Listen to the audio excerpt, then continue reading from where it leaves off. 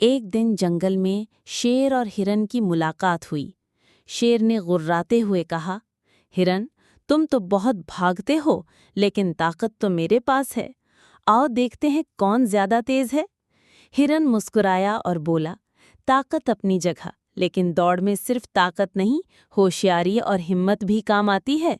चलो दौड़ लगा लेते हैं। जंगल के सब जानवर जमा हुए।